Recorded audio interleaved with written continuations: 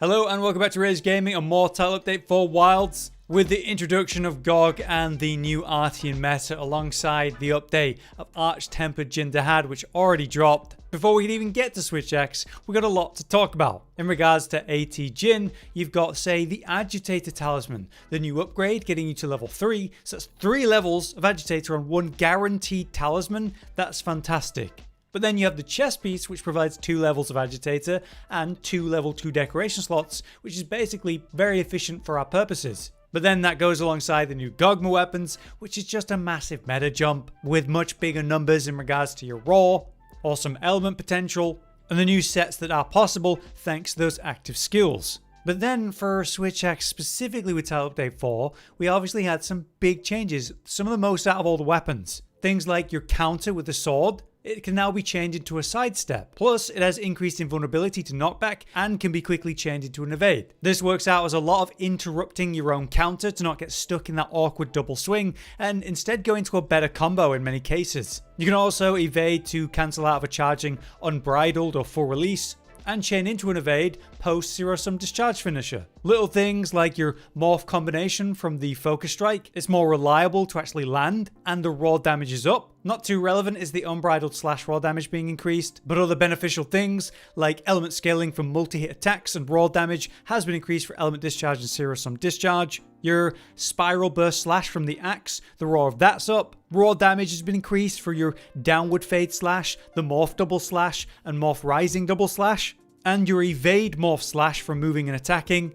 Great for gap closing, that raw is up too. Most impactful out of all of them though is the raw damage being increased for your sword mode. Overhead slash, right rising slash, and left rising slash. They also increased the raw of Heavenward Flurry, which will definitely be doing to charge up the weapon still, but this majorly affects your kind of meta DPS loot. So overhead slash into right into left rising slash and then repeat is now an incredible, arguably optimal DPS option. And it hits harder the further you go, with the left rising slash actually hitting the hardest, so you want to make it through all 3 swings and then reset and do it again. That doesn't mean you're not using full release. You absolutely still want to smash full release into an ideal hit zone when given the chance. But with the pauses between that having to lead probably into a spiral burst, there are scenarios where you'll full release twice in a row, but there are plenty of times where we're just kind of triangle spamming, and this is very forgiving because you can pull out the sword counter whenever you need to in that context, or move around in subtle ways or major ways with morph attacks. So it's a lot less animation locky as a weapon, which is really nice, but at the same time, the reality is now just pressing a lot of triangle for myself instead of full releasing constantly. It's a better change, but is it enough? We'll see how people feel about it. Before we get into it, as usual, a quick thank you and credit to Josh for his work on the builds today. Working out, say, your Gogma Artian rolls for the group skills and set bonuses, comparing the math between sets, and ultimately deciding the builds we're looking at this time. On top of that, as usual, a thank you to the data miner for the RNG Talisman system that we always rely on, DTL Nor. So let's begin. Starting with the raw sets, which is what you use most of the time. Upgrading to your Gogma Artian, you'll do an attack focus with the craft, which ultimately results in minus 10% affinity, in exchange for an increase of raw. We'll address the affinity through the set. For the reinforces, it is what it was before, just now kind of enhanced. So you have attack boost EX times 2, attack boost level 3, just once, and then the 2 remaining lines go to sharpness, EX for the plus 50, really resolving the sharpness issues of the weapon, which allows us to just full commit into offensive stuff in the offensive decorations. Speaking of which, it's full critical boost, so 5 levels of that. Then you have power prolonger, and then on the last line, to get the most value, we go with the element attack level 1 tied to the weapon. So with this fire weapon, we have fire attack. With dragon weapon, dragon attack. Power prolong is important because it is a power vial weapon, which means it takes a bit longer to charge up, so you want it to be charged when it's amped as long as possible. But either way, you choose the weapon to match the target's weakness. For the sets today then, we have a no RNG version, an RNG Talisman that sort of upgrades from that, and then the true max DPS set for Raw. So let's start with the no RNG set that anyone can make, and so this is going to be a great starting point for anyone in Title Update 4. We have the Gore helm in beta, the Gamma new udra chest piece, the Gore gloves in beta, Gamma ray for the waist, and finally duna Gamma legs. With this we use that new talisman we mentioned, the upgraded Agitator, now providing 3 levels in this update, making this set possible. we use these decorations to achieve this skill list. So there's the first page, and then here's the next page if you want to have a look at that. And then there's the last page where you'll also have 3 levels of guts tenacity. Again, my weapon has that, so it looks like I've got 4. But let's take a quick look at the math just to show you how this stacks up. We have 248 base raw, multiplied by 5% thanks to Lord Soul, getting us to 260.4. We increase it with these flat increases, bringing us to 303.4. Multiplied by the white sharpness, and that gets you to 400.48. We have a reliable 85% affinity despite the minus 10% from the Gogma, thanks to these sources. And of course in the build we have 5 crit boost, which is a 40% damage increase, 85% of the time with the affinity. So we multiply that by a last number, and that gets you to the very respectable 537 effective raw with a minimal RNG set. The only RNG here is the Gogma weapon with its reinforces to give you the 248 base raw. If you do have an RNG talisman that can fit though, you can push things a little bit forward, but not by a massive amount. So the only real difference here is that we now have the Golden Age Charm, which is attack boost level 3, then the offensive slot goes to the 4th level attack boost to get the percent bonus. And then the second skill, the second line, is 1 level of Agitator. If you have this, you can make the simple change to get a little bit more out of the set. And if you have any bonus 1 slots, you could put something utility-wise in here, whether that's Divine Blessing or whatever. But if you skip to this section, here's just a quick recap. The Gore Helm Beta, New Udra Gamma Chest, the Gore Beta Gloves, the Gamma Ray Waist, and the Gamma Duna Legs. With these decorations to achieve this skill list, here's the first page, here's the next page, and the final page. So it is an increase over the no RNG set, but not by a lot. Let's take a look at the math to show that. So we now have attack 4, so our 248 base raw is increased by 7% between attack 4 and Lord Soul, getting us to 265.36. These flat increases get it to 311.36, multiplied by the white sharpness, you get to 410.99. We now have less reliable affinity, 81%, from these sources, but still crit boost 5, 40% damage increase 81% of the time. Multiply that by a last number then, and that gets you to 544 effective raw.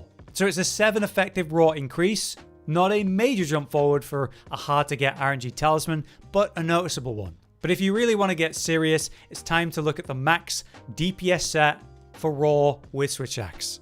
This requires a Gogma Artian weapon with the correct active skills, so that's Magala's Tyranny and Lord Soul, which is a common theme across many weapons right now. With this set then, we use the Zo Sheer Helmet in beta. We use the new dahaad Gamma chest piece for its 2 levels of Agitator and great slots. We use the Ray Dao Alpha or Beta gloves. The difference here is a 2 slot for a decoration slot, or a 3 slot, where you get some stun resistance with the Alpha. So you could argue you should run Ray Dao's Alpha gloves here, just for some stun resistance, since the 3 slot's not even being used efficiently here.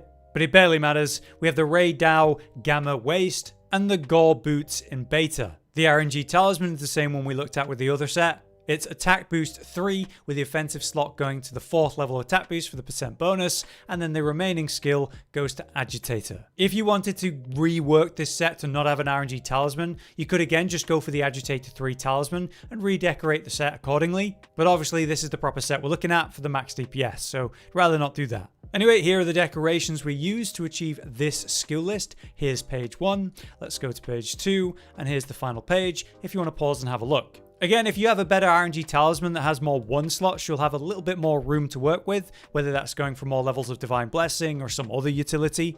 Your call. But let's take a look at the math to show how strong this is. 248 base raw again, multiplied by 7% from attack 4 and Lord Soul, getting you to 265.36. Then we increase it from these flat number sources, getting us to 319.36. Multiply that by the white sharpness, you get to 421.5. It has 81% reliable affinity, thanks to these sources, and again 5 crit boost, so that's a 40% damage increase, 81% of the time. So we multiply that by a last number, and that gets you to the hefty 558 effective raw. A massive jump over the previous 2 sets.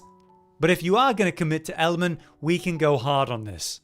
This is the element vial type. You achieve this when you're upgrading to the Gogma weapon itself by doing the dahaad device for an element focus. You'll lose 5% affinity, but gain a lot of element. This is really good because we have the 2 set of Gog to benefit from, alongside obviously the reinforces. So the reinforces on this weapon is much the same with the attack, just swapping to element boost instead. So that's 2 lines of sharpness boost EX, 2 lines of element boost EX, and the final line, element boost 2, because you can't get element boost 3.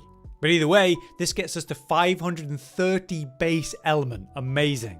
In the weapon, you have your familiar offensive slots, which is 5 crit boost again. But now we go with the element attack 3 out of 3 for whatever it is. So this is a dragon weapon, so we do that for dragon. And then the bonus level you could fit there would ideally be crit element, but I don't actually have that with a dragon attack decoration, so I just go for focus. For this element set, your active skills will be Gore, Magala's Tyranny, and Lord's Soul.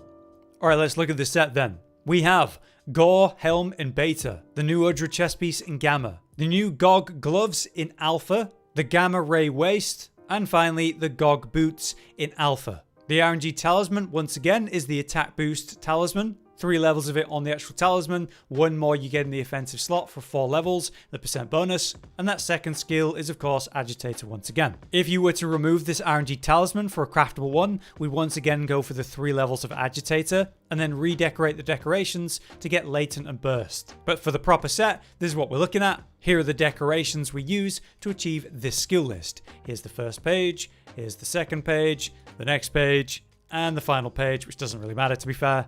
Pause that where you need to.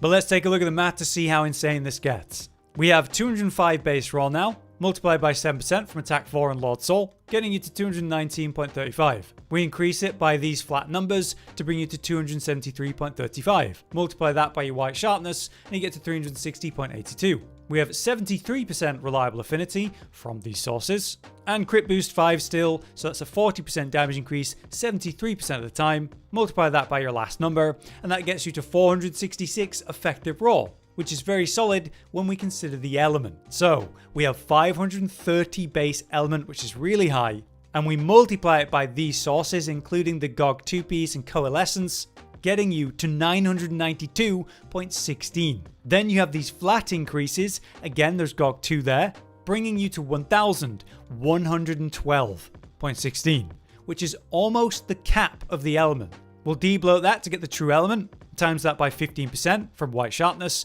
and that gives you the very strong 128 effective element, which is again near the cap when Coalescence is going alongside Gog 2-piece, which activates when the monster's enraged. So you'll have these periods of just nasty element output with very respectable effective raw behind it.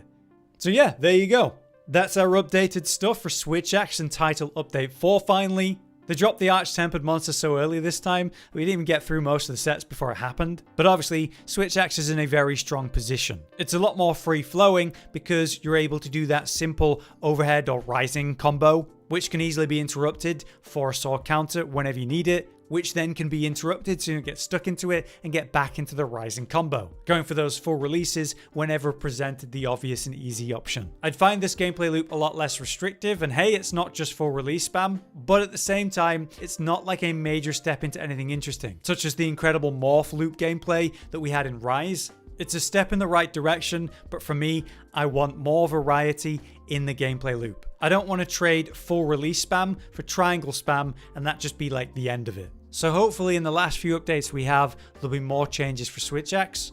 For now then, I've been Hollow, you've been you. Thanks for watching, we'll see you next time. Josh, Cotton, and Hollow with the videos, dropping the humor like a hammer on your tippy toes, bringing entertainment on a daily arrangement to take our insanity and turn it into entertainment. Yes, I said entertainment twice, to reiterate that it is nice to look into your faces on a mostly daily basis when you let us in your homes to make the whole world a stage.